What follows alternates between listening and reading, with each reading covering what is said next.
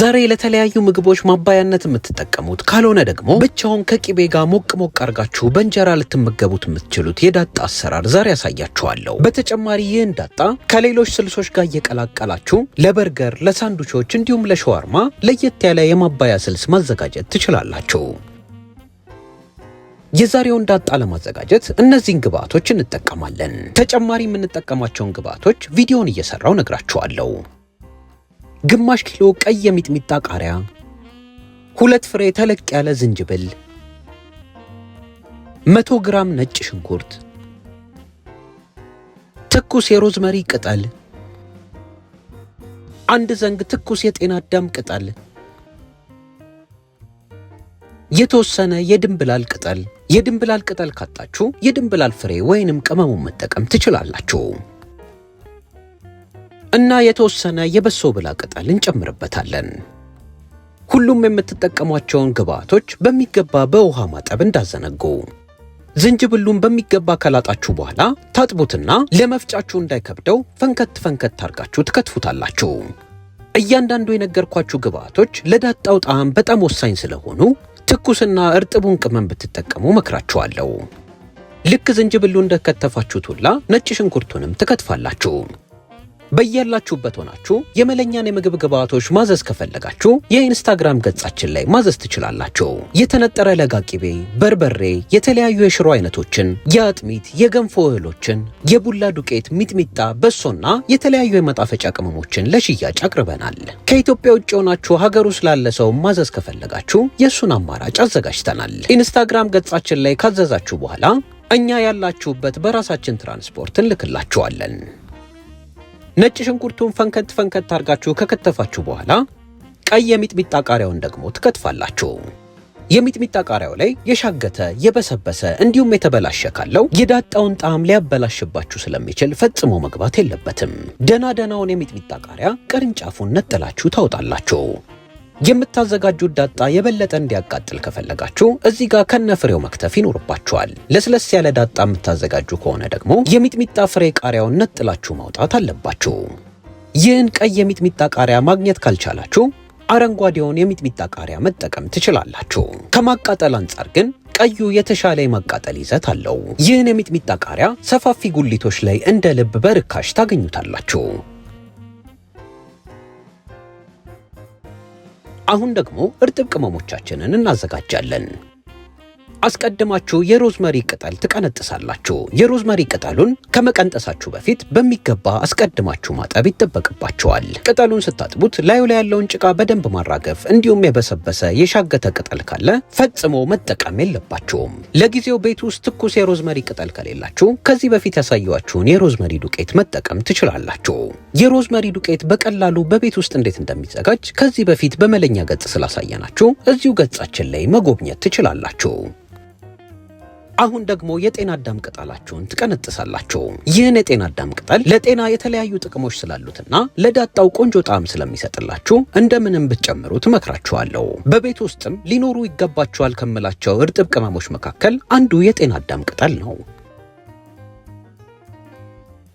የጤና አዳም ቅጠሉን ከጨመራችሁ በኋላ እርጥብ የድንብላል ቅጠል ደግሞ ትጨምራላችሁ። እርጥቡ የድንብላል ቅጠል ከሌላችሁ ከዚህ በፊት ያሳየኋችሁን የድንብላል ዱቄት መጠቀም ትችላላችሁ።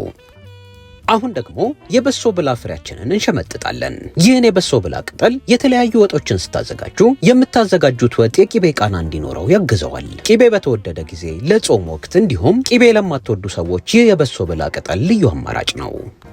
የበሶ ብላ ቅጠሉንም እንዴት በዱቄት መልኩ ማዘጋጀት እንዳለባችሁ መማር ከፈለጋችሁ እዚሁ ገጻችን ላይ ታገኙታላችሁ። የተለያዩ የቅመም አይነቶችን እንዴት እንደሚዘጋጁ መማር ለምትፈልጉ መለኛ የሚለውን ቃል በማስቀደም የምትፈልጉትን የቅመም አይነት ስትጽፉ በቀላሉ ታገኙታላችሁ። አሁን የእርጥብ ቅመም ግብአታችንን ከቀነጠስን በኋላ በመፍጫ እንፈጫለን። ቀንጥሳችሁና ከትፋችሁ ያዘጋጃችሁትን ግብአት በሙሉ መፍጫ ውስጥ ትጨምራላችሁ። እኔ እየተጠቀምኩት ያለሁት የሽንኩርት መፍጫ ነው።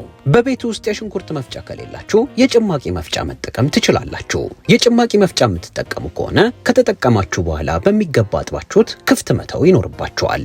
እያንዳንዱ የምትጠቀሙት እርጥብ ቅመም ትንሽ ጠንከር ያለ ቃና ስለሚኖረው የጭማቂ መፍጫችሁን ካጠባችሁት በኋላ ለተወሰነ ቀናት ክፍት መተው ይኖርባችኋል።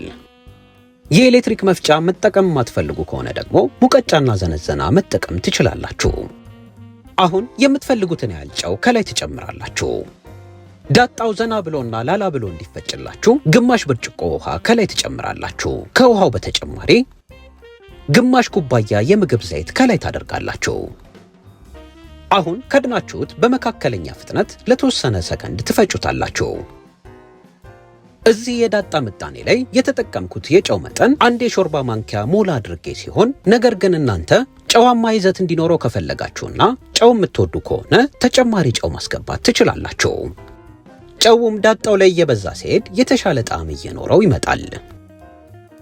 ዳጣውን ለተወሰነ ሰከንድ ማሽኑን እያሳረፋችሁት ከፈጫችሁት በኋላ ከፍታችሁ ዳርዳር ላይ የተጣበቀ እንዲሁም ክዳኑ ላይ የተለጠፈ ካለ በማማሰያ ታወርዱታላችሁ። በመቀጠል የመፍጫችሁን ፍጥነት ትጨምሩና በሚገባ ትፈጩታላችሁ። የፌስቡክ ገጻችንን ሰብስክራይብ ካደረጋችሁ እንዲሁም የዩቲዩብ ገጻችን ላይ ሜምበር ከሆናችሁ ለሰብስክራይበሮቻችንና ለሜምበሮቻችን ብቻ የተለያዩ የምግብ አይነቶችን እየለቀቀን እንገኛለን። የመለኛን ቂቤ አነጣጠር መማር ከፈለጋችሁ ለእናንተ ለሰብስክራይበሮቻችንና ለሜምበሮቻችን የቂቤ ማንጠሪያ ሚስጥራችን ከሙሉ መረጃው ጋር አቅርበናል። በመቀጠል የበርበሬ ዱቄት፣ የሽሮ ዱቄት እንዲሁም የተለያዩ የምግብ አይነቶችን እንዴት ማዘጋጀት እንዳለባችሁ ቪዲዮ እንለቅላችኋለን። ሰብስክራይብ ማድረግና ሜምበር መሆን እንዳዘነጉ። ዳጣውን በሚገባ እየፈጫችሁት ስትሄዱ እየቀጠነላችሁ ይመጣል። ነገር ግን በጣም ከደረቀባችሁ ቀዝቃዛ ውሃ ትንሽ ጠብ ማድረግ ትችላላችሁ። ውሃ ከመጠን በላይ ከሞላችሁበት በጣም ሊቀጥንባችሁ ይችላል። ስለዚህ የውሃ ምጣኔያችሁ ላይ መጠንቀቅ ይኖርባችኋል። በአንድ ጊዜ ብዙ ከመጨመር ይልቅ ትንሽ ጠብ እያረጋችሁ ፍጩት። ዳጣውን በከፍተኛ ፍጥነት ከፈጫችሁት በኋላ በሚገባ ይቀጥንላችኋል። ወዝ እንዲኖረውና ለስለስ እንዲል ከፈለጋችሁ ተጨማሪ ዘይት ከላይ መጨረሻ ላይ ጨምራችሁ ለተወሰነ ሰከንድ ፍጩት። አሁን ዳጣችን በሚገባ ተፈጭቶልን ዝግጁ ሆኗል።